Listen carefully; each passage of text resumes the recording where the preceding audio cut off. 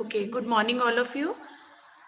Today we continue our chapter 11 rights and duties from the fundamental rights. हम fundamental rights से अपना जो chapter है वो start कर रहे हैं. मैंने आपको previous क्लास में explain किया था कि हमारे rights and duties क्या क्या होते हैं. तो so today we talk about the fundamental rights. हमारे फंडामेंटल राइट्स क्या होते हैं, जिसे मैंने आपको बताया था, इसको मैं वापस एक्सप्लेन कर रही हूँ. जो हमारे राइट्स होते हैं, कुछ प्रिविलेज होते हैं जो हर कॉन्स्टिट्यूशन में लिखा होता है, हर इंडिया के सिटीजन के लिए होते हैं. और these rights are necessary to help people become better citizen. जो इंडिया के जो पीपल हैं उनको बेटर सिटीजन बनने में, अच्छा नागरिक बनने में उनकी हेल्प करते हैं. फिर वो कह रहे हैं if anyone takes away these right citizen can go to the court for their protection. अगर उन राइट्स को अगर कोई और लेने की, उन राइट्स को कोई और लेने की कोशिश करता है तो हम अपनी प्रोटेक्शन के लिए कोर्ट में जा सकते हैं. जैसे सेंट्रल होते हैं, सेंट्रल गवर्नमेंट है, वो उसमें हाई कोर्ट में हम लोग अपील कर सकते हैं. स्टेट लेवल पे हम लोग हाई कोर्ट में अपील कर सकते हैं और सेंट्रल लेवल पे हम सुप्रीम कोर्ट में कर सकते हैं. The government also keep in mind these rights of the citizen when it make laws. और जो गवर्नमेंट होती है वो अपने दिमाग में रख कर सारे जो लॉज हैं, जो नियम हैं, वो उनको अपने माइंड में रख कर बनाते हैं. ठीक है, ये हमारा हो गया था. अब हम नेक्स्ट चलते हैं भी हमारे राइट्स क्या क्या हैं. The constitution guarantee 6 fundamental rights to Indian citizens. जो इंडिया का संविधान है उसमें कितने फंडामेंटल राइट्स हैं? 6 फंडामेंटल राइट्स हैं. कौन कौन से हैं? सबसे पहले बात कर रहे हैं right to equality. Right to equality क्या होता है? The constitution guarantees that every citizen will be equally protected by the laws of the country. मतलब जो संविधान है उसमें हर सिटीजन, जो नागरिक हैं, वो इक्वली प्रोटेक्टेड है. मतलब सबको प्रोटेक्शन से मिला हुआ है. कंट्री के जो नियम बने हुए हैं उसमें citizen can not be discriminated against on grounds of religion, race, caste, sex or place of birth. वो कह रहे हैं सबको समान, मतलब इक्वालिटी है. बिल्कुल कोई भी अपनी, जो उनके लिए जो भी रूल्स हैं, जो भी लॉज नियम बने हुए हैं, कोई भी उनके रिलीजन के, धर्म के खिलाफ, कास्ट के खिलाफ, मेल और फीमेल हैं, उनके प्लेस ऑफ बर्थ के हिसाब से कोई उनको कुछ भी नहीं कह सकता. इक्वालिटी है, समानता है. राइट टू इक्वालिटी, समानता का जो अधिकार होता है वो है फर्स्ट फंडामेंटल राइट है हमारा, राइट टू इक्वालिटी. सेकंड हमारा फंडामेंटल राइट है राइट टू फ्रीडम. मतलब फ्रीडम का अधिकार जिसको बोलते हैं. Every citizen in our country is free to speak and express his or her views. Her citizen को, जो हर भारत का नागरिक है, हमारी कंट्री में जो भी सिटीजन है, उनको अपनी सोच है, अपने विचार हैं, उनको कहने का अधिकार होता है. Free to live and travel anywhere in the country. वो कहीं भी रह सकते हैं, कहीं भी ट्रैवल कर सकते हैं कंट्री में, तो उनको इस चीज़ की फ्रीडम होती है. वो बाउंड नहीं होते हैं किसी की भी चीज़ के लिए. Free to practise any profession in the country. मतलब जब राइट टू फ्रीडम है, हमारा फ्रीडम का अधिकार है, तो वो किसी भी प्रोफेशन में अपना कोई भी प्रैक्टिस कर सकते हैं, किसी भी प्रोफेशन में जा सकते हैं, कंट्री में कुछ भी वो कर सकते हैं. अपने सोच, अपने विचार उनको अपने एक्सप्रेस कर सकते हैं. Third is right against exploitation. इसका मतलब होता है we can not treat other in an unfair manner and take advantage of them.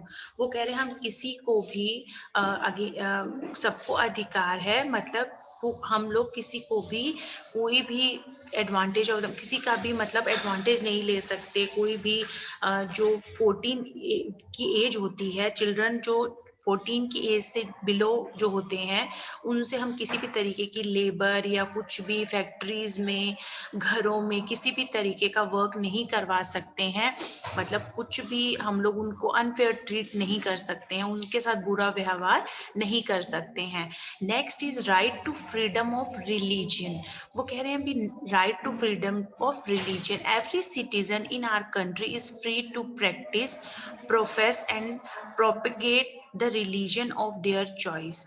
वो कह रहे हैं भी हर सिटीजन, जो हर नागरिक है कंट्री में, वो फ्री है हर तरीके की प्रैक्टिस करने के लिए और profess and propagate the religion of their choice. इसका मतलब, प्रोपेगेट का मतलब होता है अपने जो भी आइडियाज़ हैं, अपना जो भी विश्वास है, वो किसी भी धर्म के लिए दिखा सकते हैं। ये नहीं है भी हम उनको किसी भी बाउंड कर सकते हैं, नहीं आपको इस धर्म, इस रिलीजन को आपको मानना है, आपको इस चीज़ में विश्वास करना है, नहीं, वो अपनी चॉइस के अकॉर्डिंग हर चीज़ कर सकते हैं।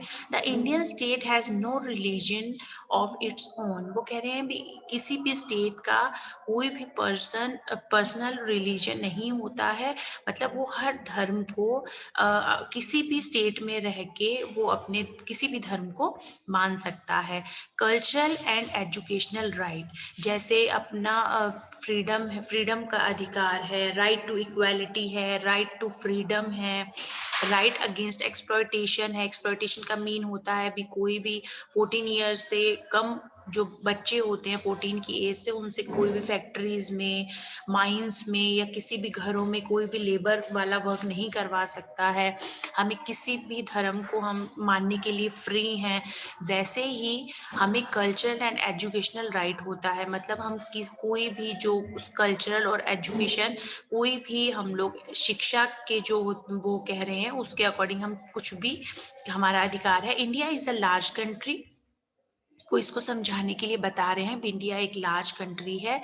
Where language and culture change from state to state, जहाँ पे क्या है, हर स्टेट की जो लैंग्वेज है और वहाँ का कल्चर है वो क्या है, अलग अलग है। People in each state have the right to preserve, protect and follow their own culture. वो क्या करते हैं, अपनी वो कह रहे हैं इंडिया एक लार्ज कंट्री है जहाँ लोग अपनी लैंग्वेज और कल्चर अलग अलग है। वो क्या करते हैं, people in each state have the right to preserve का मतलब होता है अपने आइडिया, क्वालिटी और अपनी जो प्रैक्टिस है वो सिचुएशन के अकॉर्डिंग चेंज कर सकते हैं। अगर वहाँ पे वो नहीं चलती है तो वो चेंज कर सकते हैं।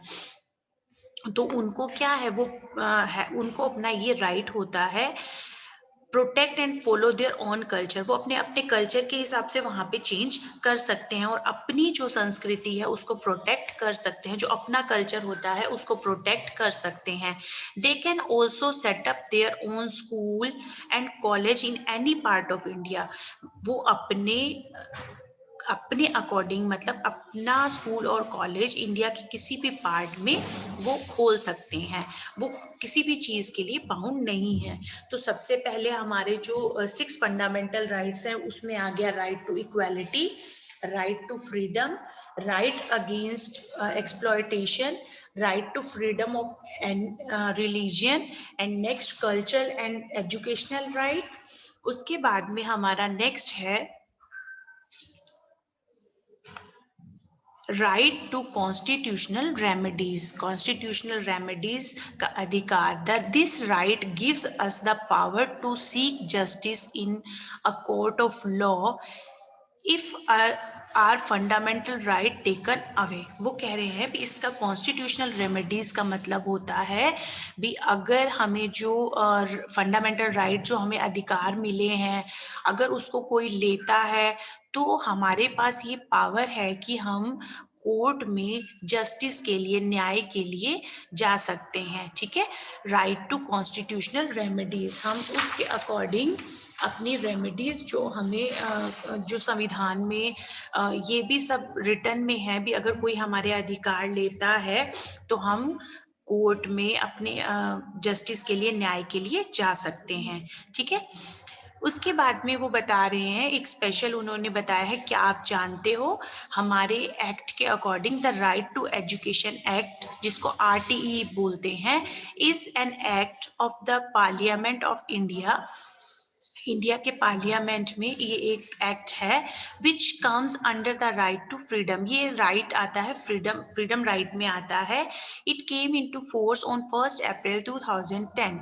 ये कब आया? 1 अप्रैल 2010 को आया। According to this act the state shall provide free and compulsory education to all children between the age of 6 and 14 years। 6 से 14 साल के बच्चों को जो मतलब एबल नहीं होते हैं, मतलब जिनको स्टडी प्रोवाइड नहीं होती है, कई बार बच्चे होते नहीं पढ़ पाते हैं, तो उनके एक एक्ट बनी हुई है राइट टू एजुकेशन, जो 1 अप्रैल 2010 को फोर्स मतलब बनी है। उसमें ये है 6 से 14 साल के बच्चों को फ्री एजुकेशन प्रोवाइड की जाती है। ठीक है, उसके बाद आ जाते हैं, हमने बात करी हमारे कुछ, जैसे हम कहते हैं अभी राइट्स मिले हुए हैं हमें, कॉन्स्टिट्यूशन में भी हमारे अधिकार हैं, हमें इन चीज ये हमारे लिए बने हैं, कोई इनको ले नहीं सकता। तो जैसे फंडामेंटल राइट्स बने हुए हैं वैसे हमारी कुछ ड्यूटीज भी होती हैं। जैसे जो राइट्स होते हैं वो अच्छा सिटीजन बनने में हमारी हेल्प करते हैं, वैसे ही कुछ ड्यूटीज भी लिखी होती हैं कॉन्स्टिट्यूशन में जो हेल्प करती हैं एक अच्छा सिटीजन बनने में। ठीक है, इसको हम रीड कर रहे हैं। The constitution of India has laid down certain fundamental duties for the citizen as well. जैसे वो कह रहे हैं कॉन्स्टिट्यूशन में राइट्स के बारे में बताया हुआ है, भी हमें इक्वालिटी है, हमें फ्रीडम है, हमें एजुकेशन कोई भी हम लोग कहीं से भी ले सकते हैं, कोई भी धर्म को हम अपना सकते हैं, वैसे ही हमारी कुछ फंडामेंटल ड्यूटीज भी कॉन्स्टिट्यूशन में रिटन है। Few of them are given below. वो बता रहे हैं अभी हमारी ड्यूटीज क्या क्या हैं। सबसे पहले है we must respect our constitution. हमें अपना जो संविधान है, हमारा कॉन्स्टिट्यूशन है, उसकी रिस्पेक्ट करनी चाहिए। And obey the laws of our country. और हमें हमारे जो कंट्री के लॉज हैं उनको, जो नियम हैं, कुछ जो लॉज होते हैं, नियम होते हैं, उनको ओबे करना चाहिए। ओबे का मतलब सबको पता है, भी हमें उनका पालन करना चाहिए और हमारे कॉन्स्टिट्यूशन की रिस्पेक्ट करनी चाहिए। Next is we must respect our national flag and national anthem. हमें हमारे नेशनल फ्लैग की रिस्पेक्ट करनी चाहिए और हमारे नेशनल एंथम की भी रिस्पेक्ट करनी चाहिए। We must respect the diversity of our country. हमारी जो कंट्री की डाइवर्सिटी है, मतलब विविधता है, उसमें बहुत तरह के लोग रहते हैं, अलग अलग भाषाओं के, लैंग्वेजेस के, रिलीजन्स के लोग रहते हैं, उनकी हमें रिस्पेक्ट करनी चाहिए। Next is we must help the government in time of national crisis. अगर मान लो कोई भी क्राइसिस होती है, कोई भी समस्याएं होती हैं, जो कोई भी प्रॉब्लम्स होती हैं नेशनल जो लेवल पे होती हैं, हमें उस टाइम पे फ्लड आ जाती है या कुछ भी ऐसा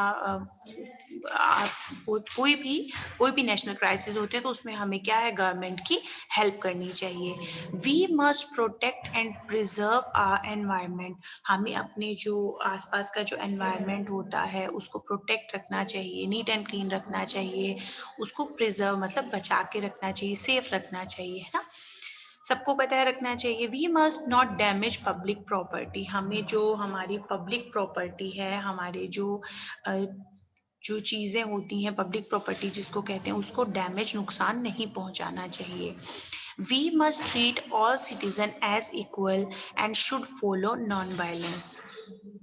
वो कह रहे हैं अभी जो भी हमारे सिटीजन्स होते हैं, इंडिया के सिटीजन हैं, उनको इक्वली ट्रीट करना चाहिए। जैसे कोई रिच या पुअर नहीं होता, कोई भी जैसे हम कहते हैं भी हमें भेदभाव नहीं करना चाहिए, सब हमारे लिए all citizen as equal and should follow non violence. तो हमें अहिंसा भी नहीं करनी, लड़ाई झगड़ा भी नहीं करना चाहिए, है ना।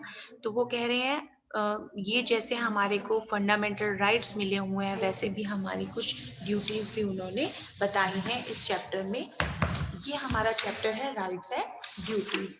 अब हम कह रहे हैं जहाँ पर वो बात कर रहे हैं राइट्स की, ड्यूटीज की, तो वो कुछ डायरेक्टिव प्रिंसिपल्स की भी बात कर रहे हैं। इस चैप्टर में उन्होंने कुछ डायरेक्टिव प्रिंसिपल्स बताए हैं। जैसे कॉन्स्टिट्यूशन में हमारे राइट्स रिटन फॉर्म में है, हमारी ड्यूटीज रिटन फॉर्म में है, वैसे ही गवर्नमेंट के लिए कुछ गाइडलाइन है, कुछ डायरेक्टिव प्रिंसिपल्स हैं ऑफ स्टेट पॉलिसी। वो बता रहे हैं the constitution has laid down some guidelines for the government to govern in a better way and ensure the welfare of citizen। welfare का मतलब क्या होता है, जो भलाई के लिए होता है, जो वेलफेयर का मतलब होता है जो भलाई होती है उसके लिए होता है। तो कॉन्स्टिट्यूशन में कुछ गाइडलाइंस गवर्नमेंट द्वारा लिखी होती है in a better way to ensure the welfare of city, जिसमें लोगों के लिए, सिटीजन्स के लिए, वेलफेयर के लिए कुछ चीज़ें लिखी होती हैं। These guidelines are called the directive principles of state policy.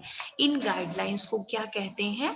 जो लोगों के भलाई के लिए, भले के लिए, वेलफेयर के लिए होती है, उनको directive principles of state policy कहते हैं। The government must try to follow these guidelines. वो कह रहे हैं गवर्नमेंट को, जो हमारी गवर्नमेंट है उसको वो कह रहे हैं इन गाइडलाइंस को फॉलो करना चाहिए while making laws and policies. जब लॉज और पॉलिसीज बनते हैं, जो सिद्धांत नियम बनते हैं, तब इन गाइडलाइंस को ध्यान में रखना चाहिए and putting a law into practice, तभी वो क्या है, प्रैक्टिस में आना चाहिए। However, it may not be possible for the government to ensure all these completely.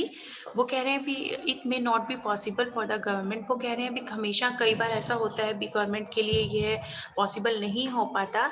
Citizen cannot go to a court if the directive principles are not followed by the government। तो वो कह रहे हैं जैसे हम, हमारे राइट्स होते हैं वो पूरे नहीं होते हैं तो हम लोग कोर्ट में जा सकते हैं। तो सिटीजन्स इस चीज़ के लिए अगर डायरेक्टिव प्रिंसिपल्स गवर्नमेंट के द्वारा फॉलो नहीं किए जाते तो जो नागरिक है वो कोर्ट में नहीं जा सकते। Some of the directive principles are given below. वो कह रहे हैं कुछ डायरेक्टिव प्रिंसिपल जैसे हमारे राइट्स बताए हुए हैं, हमारी ड्यूटीज बताई हुई हैं, वैसे क्या है कुछ डायरेक्टिव प्रिंसिपल्स भी बताए हुए हैं। सबसे पहले है promotion of justice on a basis of equal opportunity. Promotion of justice on a basis equal opportunity मतलब जो किसी को भी हम लोग सपोर्ट करते हैं ना। प्रमोशन का मतलब होता है हम किसी को सपोर्ट करते हैं या एनकरेज करते हैं कुछ करने के लिए भी, आपको बताते हैं हम लोग भी आपको इक्वल अपॉर्चुनिटी इस चीज़ में मिली हुई है तो हम उस लोगों को क्या करते हैं, सपोर्ट करते हैं। Free and compulsory education for all children up to age of 14। तो वो कह रहे हैं भी हम बता सकते हैं भी आप जो 14 एज तक लोगों को फ्री और कंपल्सरी एजुकेशन है तो वो मिलती है, तो इसके बारे में भी हम लोग उसमें डायरेक्टिव प्रिंसिपल्स में लिखा हुआ है। Promotion of education and economic interest of the scheduled caste, the scheduled tribes and other weaker section. वो कह रहे हैं कि जो ये एजुकेशन है, जो शेड्यूल, जिसमें वो कह रहे हैं जिनको जो बिजनेस और इंडस्ट्री ट्रेड में है और शेड्यूल कास्ट में है, जो बहुत वीकर सेक्शन में, जो पुअर पीपल होते हैं, उनके लिए हम उनको प्रमोट कर सकते हैं, हम उनको बता सकते हैं भी 14 की एज में क्या है, उनको फ्री एजुकेशन है, कंपलसरी है, तो इसके बारे में उनको बता सकते हैं। ठीक है।